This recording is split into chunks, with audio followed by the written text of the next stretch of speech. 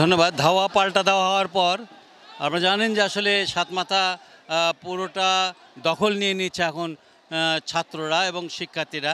বলতে পারেন যে এখন পুরো সাতমাথা জুড়ে তারা এখানে বেশ আপনার হলো হইচই করছেন এবং তারা ইতিমধ্যে আমরা যতটুকু জেনেছি যে কয়েকটা আপনার হলো ওই মোটরসাইকেল পর্যন্ত পুড়িয়ে দেওয়া হয়েছে। আর এছাড়া এখানে দেখতে পাচ্ছি যে কিছু প্রতিষ্ঠানও ভাঙচুর করা হয়েছে বলে অভিযোগ করা হয়েছে, কিন্তু আমরা সেসব জায়গায় যেতে পারছি না।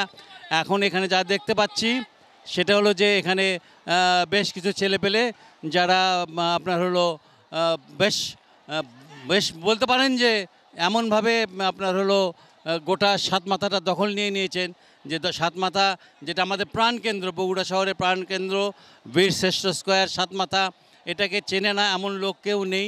কিন্তু গোটাটাই এখন হলো শিক্ষার্থীদের দখলে এবং তারা চাচ্ছেন যে আসলে একটা এই জায়গাটা দখল নেওয়ার ফলে এখন দেখা যাচ্ছে যে তারা কিন্তু কেউ এখানে তেমন কেউ তাদেরকে বাধা দিতে পারছে না, কারণ তারাই সমস্ত নিয়ন্ত্রণ করছে। আর এদিকে পুলিশও দাঁড়িয়ে আছে এক পাশে। আর এখানে একজন ছাত্রের সাথে আমরা কথা বলতে চাই যে আসলে আপনারা এই মুহূর্তে এখানে আমরা মুজিব মঞ্চ আছে জানেন এবং মুজিব স্ট্যাচু আছে, আপনি আমাদেরকে জানাবেন যে আসলে কি আপনারা এরকম ঘটনা কিছু ঘটেছে কি যেটাকে আপনারা বলতে পারেন যে একটু অসাবধানতাবশত কিংবা কোনো কারণে সে কোনো ঘটনা ঘটেছে কিনা? তো দেখুন, আমরা শান্তিপূর্ণ উপায়ে আমরা আমাদের অধিকার আদায় করতে চেয়েছিলাম, কিন্তু সরকার আমাদের শান্তিপূর্ণ পন্থায় অধিকার আদায় করতে দেয়নি। সেজন্য ধরেন যে আজকের এই অবস্থা, আজকের এই ছত্রভঙ্গ। ওইখানে আমাদের মুজিবের স্ট্যাচু আছে, তো আমাদের কিছু ছেলে মেয়ে ওইখানে যে স্ট্যাচুতে আঘাত করছে, কিন্তু আমরা সবাইকে দলবদ্ধভাবে তাদেরকে নামিয়ে নিয়ে আসছি। কারণ মুজিব আমাদের জাতির পিতা, আমরা জাতির পিতাকে অপমান করার জন্য এখানে আসি নাই, আমরা দেশ সংস্কার করতে আসছি।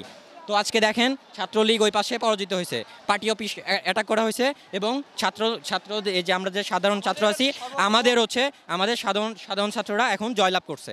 তো এই এখানকার সর্বশেষ। আপনারা শুনছিলেন যে আসলে আমি যেটা বলছিলাম যে এখানে যে আপনার এখানে গোটা সাতমাথা এখন পুরোপুরি ছাত্রদের দখল। ছাত্রলীগকে তারা দায়ী করছে যে ছাত্রলীগ আপনার হলো তাদেরকে বাধা দেওয়ার কারণে তারা আজকে এই কাজটা করেছে। আমরা দেখতে পাচ্ছি কিছু ধোঁয়াও উঠছে পিছন থেকে, তার মানে এখানে কিছু অগ্নিসংযোগের ঘটনাও ঘটছে। আমরা সেখানে যেতেও পারছি না, কারণ গেলে পারে হয়তো কোনো অস্বস্তিকর অবস্থায় পড়তে পারি। মোটামুটি এই সাতমাথা বীরশ্রেষ্ঠ স্কোয়ার থেকে এই ছিল আমার কাছে সর্বশেষ।